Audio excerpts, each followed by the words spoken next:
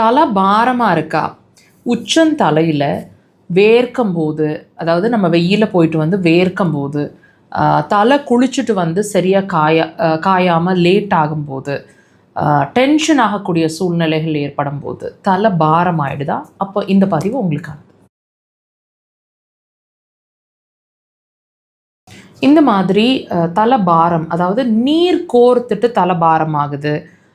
சளி பிடிக்கும்போது ஒரு தலை பாரம் வரும் இல்லைங்களா? அந்த மாதிரி ஒரு ஹெவினஸ் எப்பவுமே இருந்துகிட்டே இருக்குது. நான் சொன்ன மாதிரி வெயிலில் போனால் வேர்த்து நிறைய ஸ்வெட்டிங்ஸ் ஆகும்போது, கொஞ்சம் கண்ணு ஸ்ட்ரெயின் பண்ணும்போது மேல் தலை பாரம் ஆகுது அப்படின்னா, இது ஒரு இண்டிகேஷன். அதாவது உடல் ரீதியான உள்ளே இருக்கிற இன்டர்னல் ஆர்கன் உங்களுக்கு ஏதோ ஒரு விஷயத்த சொல்ல வருது அப்படிங்கிறது தான் அந்த தலை பாரம் உங்களுக்கு சொல்லிகிட்டே இருக்கிறது. எந்த ஆர்கன் சம்மந்தமாக தெளிவாக இந்த பதிவில் தெரிஞ்சுக்க போகிறீங்க. முழுசாக பாருங்கள், நல்லா கவனிச்சு பாருங்கள். நீர் சார்ந்த விஷயம் அப்படிங்கிற ஒரு விஷயம் நடக்கும்போது, அதாவது ஸ்வெட்டிங் நடக்கும்போது, நிறைய நீங்கள் தலைக்கு குளிச்சுட்டு சரியாக துவட்டாமல் இருக்கும்போது, இந்த நீர் அப்படிங்கிற ஒரு விஷயம்தான் அதிகமாக உங்களை வந்து அந்த பாரம்ங்கிற ஒரு விஷயத்த கொண்டு வருது.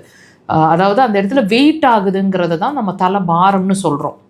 அப்போது அங்கே வாட்டர் சார்ந்த ஒரு விஷயம், அதாவது நீர் சார்ந்த ஒரு விஷயம் ப்ராப்ளமில் இருக்குங்கிறத உங்கள் பாடி உங்களுக்கு இண்டிகேட் பண்ணுது. எந்த வகையில், எப்படி தெரிஞ்சுக்கலாம்?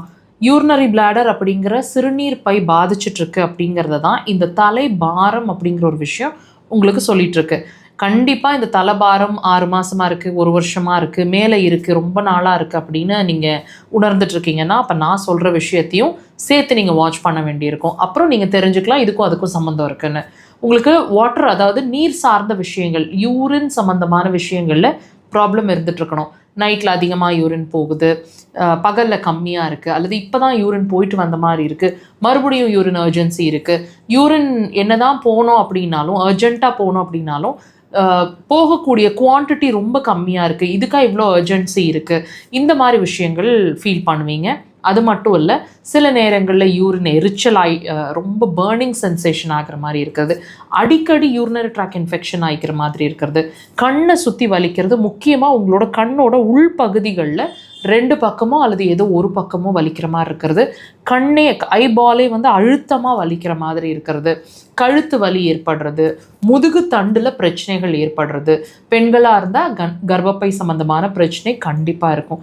தயவுசெய்து இதுக்கும் அதுக்கும் சம்மந்தம் இருக்குன்றதை இப்போவாவது நீங்களே அண்டர்ஸ்டாண்ட் பண்ணிக்கோங்க. அக்குபஞ்சர் அதுக்கு சிறந்த தீர்வு. கண்டிப்பாக ட்ரை பண்ணுங்கள்.